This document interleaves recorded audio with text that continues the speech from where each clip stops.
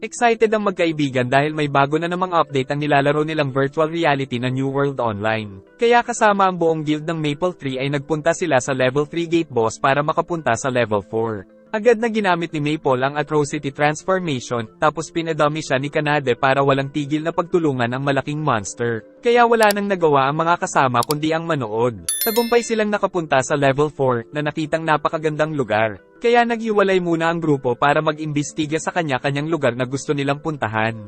Mag-isa si Sally nang may magbato sa kanya na si Frederica pala nakadarating lang din sa level 4. Tapos agad nitong niyaya ng duelo si Sally na hindi nito tinanggihan. Samantala nagtataka si Maple dahil tila hindi natatapos ang gabi sa lugar na ito. Nang makita niya si Mina nagbalat kayo at pumasok sa isang bahay. Alam ni Maple na hindi niya dapat nakita ang ginawa ni Mi, kaya nais niyang sabihan ito ngunit pagpasok sa loob ay nakita niya ang ibang personalidad ni Mi na malayong malayo sa asal nito tuwing kaharap ang mga miyembro sa guild. Nalaman ni Maple na role-playing lang pala ang ginagawa ni Mi kapag kaharap niya ang mga miyembro. Dahil sa totoo ay matatakutin at mahiyain pala si Mi. Ngunit ayaw niyang malaman ito ng mga miyembro upang manatili ang paghanga ng mga ito sa kanya bilang guildmaster. Nangako naman si Maple na ililihim ito, kaya nagkasundo ang dalawa. At nang makita sila ng mga miyembro ni Mi ay nagpanggap ang dalawa na nakikipagpalitan lang ng mga impormasyon sa isa't isa. Samantala sa duelo ng dalawa ay pinipilit ni Frederica na mapigilan si Sally na makalapit sa kanya. Tapos pinasabugan niya ng malakas si Sally kaya akala ay panalo na, ngunit nasa likod na pala ito at siya ang muling natalo. Kaya hanggang ngayon ay nanatili pa ring hangarin ni Frederica na matalo si Sally. Pagpunta nila sa guild house sa level 4 ay pinag-usapan nila ang mga lugar na narating at natuklasan sa malawak na bagong mundo. Saka pinaghahanda sila ni Maple para sa susunod na event. Si Kasumi naman ay nagpunta sa isang silid sa guild house na puno ng mga gamit ng samurai. Tapos nagpunta siya sa isang dungeon para kalabanin ng isang samurai na lumulutang. Gamit ang mga teknik ay tagumpay niya itong natalo, kaya napa sa kanya ang bagong malakas na sandata. Kagad niyang sinubukan ng bagong espada ngunit binago nito ang kasuotan niyang naging bandage na lang. Kaya giit niyang kailangan niyang tapusin kagad ang kalaban para bumalik ang dating kasuotan. Kagad niya itong inatake at gamit ang mga bagong kakayahan na bigay ng sword ay natalo niya kagad ang monster. Pagtapos nito ay naging bata siya dahil ito ang kapalit ng malakas na kapangyarihan. Magsisimula na ang ika-6 na event at maaari daw sila ditong manalo ng mga kagamitan na nag-iisa lang sa loob ng laro. Nagsimula ang event at napunta si Maple sa harap ng mga malalakas na monster. Kaya ginamit niya kagad ang mga malalakas niyang mga kasanayan para kagad na matalo ang mga ito. Samantala si Pain ay mag-isa ding nakikipaglaban nang makita niya si Maple. At dahil mga monster lang ang kalaban nila sa event ay nagkasundo ang dalawa na magtulungan. Nang makita sila ng mga game master ay naisip nila na kung magkasama ang dalawa ay siguradong walang monster ang makakatalo sa mga ito. Kaya nais ng secretary na bawasan ang lakas ni Maple, ngunit hindi pinahintulutan ng mga game master dahil baka lalong masira ang balanse ng laro. Habang naglalakbay ay walang tigil silang sinusugod ng mga maliliit na monster, nang marinig ni Pain na may paparating mula sa itaas, na napakarami palang mga bubuyog. Subalit kahit na nakakalipad at napakadami ng mga ito ay walang hirap silang tinatalo ni Pain. At ang mga nasa ibaba naman ay si Maple ang kumalaban. Natama ng buntot ni Maple ang isang puno, at nahulog ang mga honey sa bahay ng mga bubuyog kaya hindi makagalaw ang bida. Kaya naman sa isang atake ay tinapos ni Pain ang lahat ng mga bubuyog. Subalit meron pa palang pinakamalaki na kaagad na sinugod ni Pain.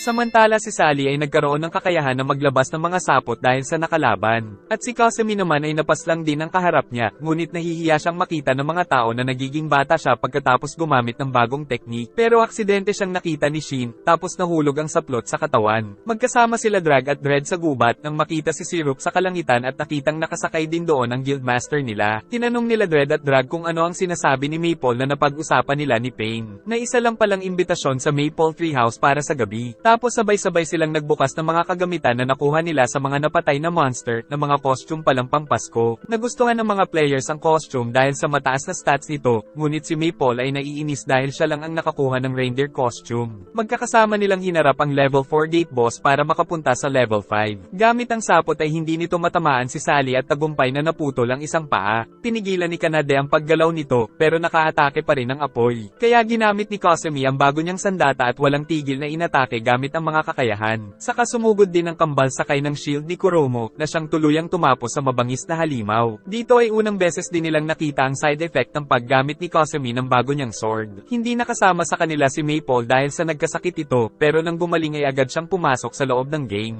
At dahil naiwan siya ay kailangan niyang harapin ng mag-isa ang level 4 gate boss para makapunta sa level 5. Ngunit Ngunit ibang lugar ang napuntahan ni Maple kung saan nakipaglaban siya sa isang lalaking may pangil at balbas. Pero kahit na ginamit niya ang malalakas na atake ay napakalakas pala ng nilalang na kalaban niya, na walang hirap na tinatalo ang mga Poison Dragon. Tapos nagbanggaan sila subalit hindi nayanig ang kalaban. Nagawa nitong masaksak si Maple, saka napatalsik pa sila ni Zero. Kaya nagtataka siya kung paano ito natalo ng mga kaibigan niya. Kaya ang ginawa niya ay pinasabog ang sarili na siyang tumalo sa kalaban. Matapos ang laban ay naging kaibigan niya ang nilalang, tapos kumain sila sa bahay nito. At bilang pabuya ay nakakuha siya ng bagong skill. Ngunit nalaman niyang hindi pala ito ang level 4 gate boss.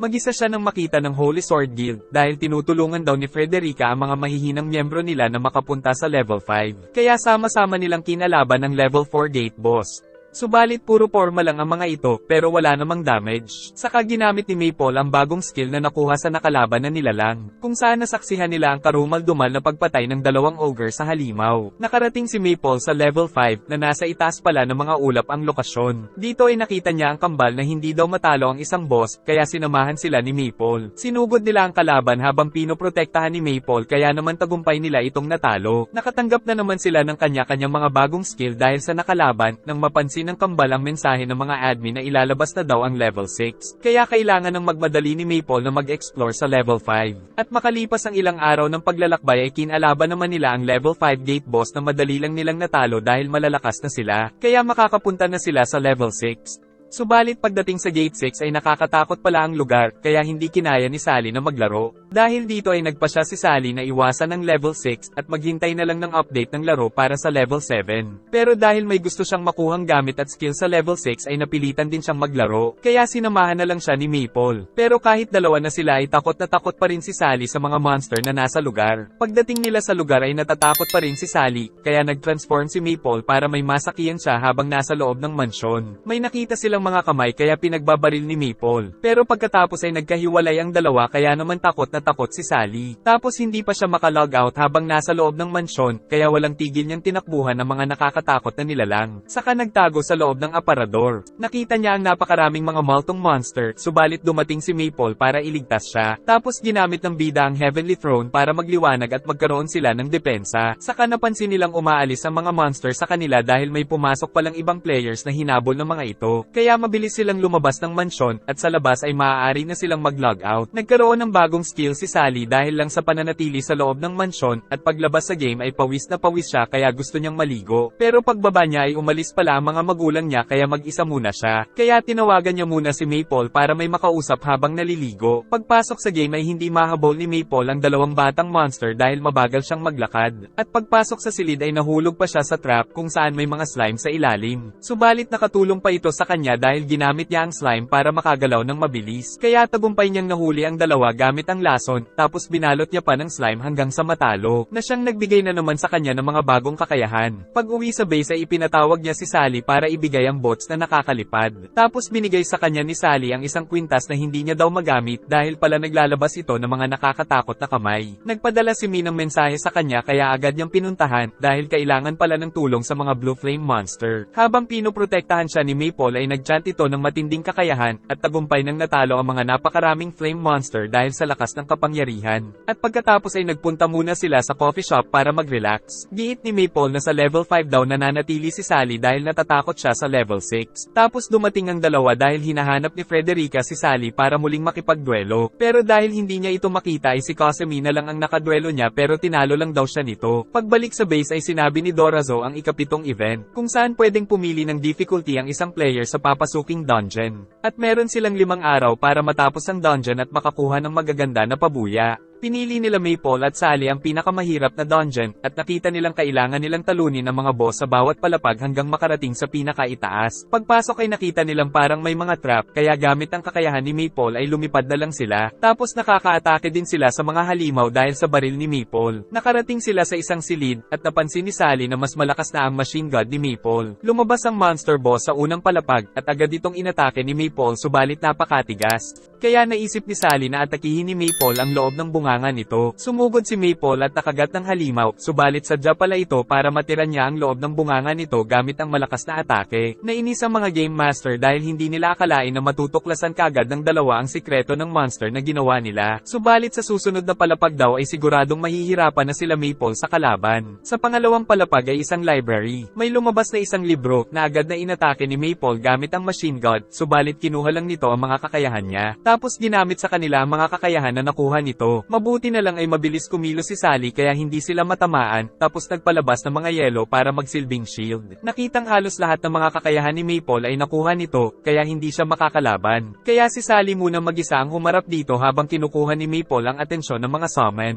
Ginamit niya ang kakayahan ng sapatos na binigay ni Maple para makaatake at tagumpay na mapinsala ang book monster. Napakalaki ng tulong ng kakayahan ng sapatos dahil dito ay nagagawa niyang makalapit, subalit inatake ng isang summon si Maple, pero dahil hindi nasaktan ay nagpatuloy sa pag-atake si Sally. Hanggang sa tuluyan na itong matalo kaya nakalaya si Maple mula sa halimaw. At nagbalik na rin ang mga kakayahan ni Maple sa kanya. Samantala dismayado ang mga admin dahil sa nagawa na naman ng dalawa na matalo ang inihanda nilang boss. Pero meron pa naman daw 8 boss na natitira kaya may pag-asa pa silang matalo ang dalawa. Sa ikatlong palapag ay isang lugar na puno ng lava. Nang lumabas ang batong halimaw na may magma, inatake ito ni Sally gamit ang mga yelo at tubig, subalit walang epekto sa halimaw. Ngunit nang inatake ni Syrup ang halimaw ay nagbago ito ng anyo, at naging isa naman itong ice monster na napakalamig kaya kailangan nila itong tapusin bago sila nito matalo. Kaya napilitan si Maple na gamitin ang atrocity, at nakipagpalakasan dito, sabay kinagat sa ulo at agad na natalo. At nadismaya na naman ang mga administrator dahil sa nangyari.